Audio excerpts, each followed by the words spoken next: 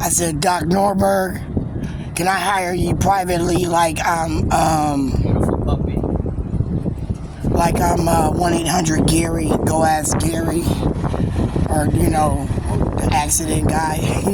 He kind of chuckled at me. He's like, what?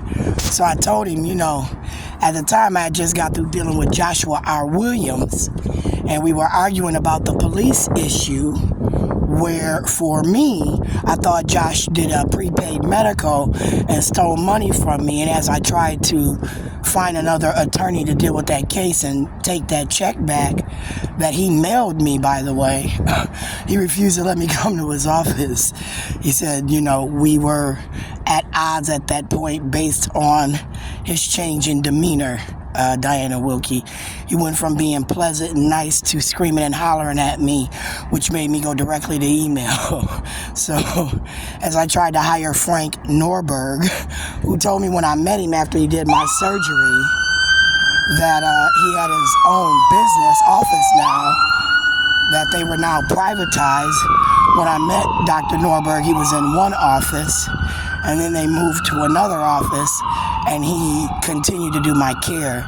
I love Dr. Norberg, one of a few people who operated on me who actually had a great outcome. With that being said, as I tried to hire Frank Norberg, like I was 1-800-Gary, I'm taking an assertive right. I'm being proactive. I think that dog got a chip. I said under control data, Honeywell, through the iPhone game with Blong Yang being an Asian dog, through Susan Fa, the University of Minnesota under Keith, I thought this dog had a chip and he would do weird things at weird times, and he locks up, which for my Social Security, based on him being 60 pounds, they would say that I'm not disabled because I'm dragging the dog around. But in theory, then the white people tried to help by saying, but he's a loved one, her baby, so then she needs the dog, when really it's just a companion, right? Single people who live alone sometimes like something when they come home. Some people get fish, some people get dogs, some people get cats, some people get birds. So I said under the ideology I was being stalked by the University of Minnesota, and they were doing what I consider to be a mental health, medical, dental study on me. At some point I tried to take charge of my life and do it differently, and then call these people out as we went along. And I thought that along the way, Jesse Ventura, I was now documenting the first independent Tuskegee study in what I consider to be the new millennium, because that's when I thought they was doing it. When I was living on Oliver from 2003 to 2010, I did not think that they were doing a study. I thought they were doing a study from 2010 to date. So that's 13 years that I've thought that they've been attacking me through the internet email. So when I tried to take control of my life through Dr. Norberg, it was because I had a car accident in 2017 where I came into contact with a Dr. Sherman, a Dr. Voigt, and a Dr. Strothman. And at this point, I said that was a loss of medical records under Barack Obama. I said that the Office of Civil Rights through Blong Yang and Tony R. Long was now studying me in an illegal way. I said the study was got through Amy Jane Getz, who freaked out with Kim Messin and demanded $30,000 because she was selling the case to them. And then Joshua R. Williams made $480,000 for the police attack. I started documenting every time I thought a group of people was now coming at my persons for one reason or another. And I eventually went back to the bond with Jim Long when I felt that when I got out of cosmetology school and I aced my cosmetology licensure. Under cosmetology, you had to take 3 tests: an esthetician test, a cosmetology test. Keep it moving, please. We're not together. An esthetician test. I said Bobby's trying to have me beat up again. Bobby Joe Champion is trying to have me beat up under the Rev Mac Barack Obama juvenile diversion program, where these people are in the Nas family and they're told through the Men in Black Silverback, who's patrolling the area on behalf of Jeremiah Ellison, Ilhan Omar, Bobby Joe Champion, that nothing's going to happen to them. So when I started tracking what I considered to be attacks on my life, Jesse Ventura, I went all the way back to 2004, where a Head Start bus was T-boned by a Minneapolis school bus when I was under Margaret O'Sullivan Kane. And then 2004, where I actually was hit by a car, Jesse Ventura, as I left Express Scripts, because I took a half a day off because I had to go deal with some business and my kids didn't have a key to get in at that time, so I took a half a day off.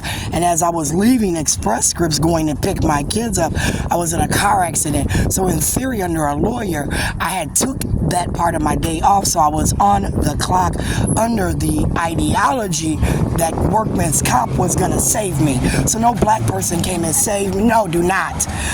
No black person came and saved me at that point.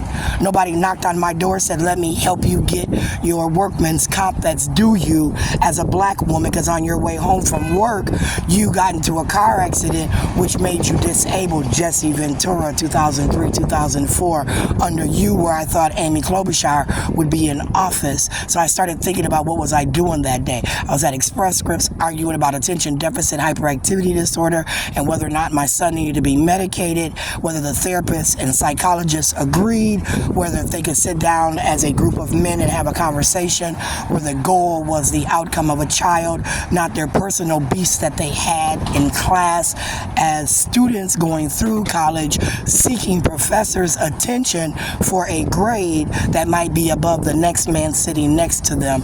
When I met Dr. Norberg, I love Dr. Norberg. When I met Dr. Pinto, it was after Dr. Para. Be very clear. I arrived at Twin Cities Orthopedic, and my first therapist, who happened to be Dr. Para, Dr. Para for me was very prejudiced. As I went through court with David Coker, and David Coker could not get Dr. Para to name the surgery that I was going to have.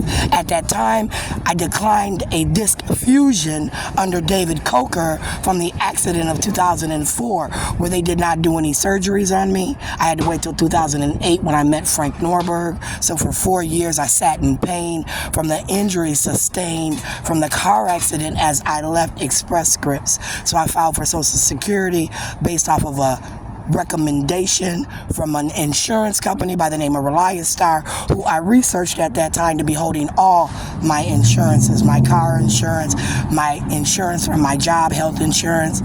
Express Scripts was also listed as being a state-ran company where we had UCare on our list of clients. We had UCare for the company that paid for UCare for working people. So as I'm getting this education from the business world, I'm not really in the mood to play with anyone. Do you understand me, Bobby, Keith, Don? And I thought I deserved a brand new fucking apartment. Why, Abdi Warsame? Because when I was leaving 3625 Oliver, because you discriminated against me and refused to fix my rent so I could pay it off and not have an amount due me, you knew I didn't owe any money to Minneapolis Public Housing Authority except for 342. And I felt like as an attorney, I did not even owe that. The reason I said that I did not owe rent from June, July, August, September, October, November, December of 2013 was because we were in lease negotiations. My old lease had ended. We were going into a new lease where there was no demand due. Some people said, well, you could have put the 342 into an account. I said, Claudia Sterling did not tell me to do that. Debbie Holtzleiter did not tell me to do that.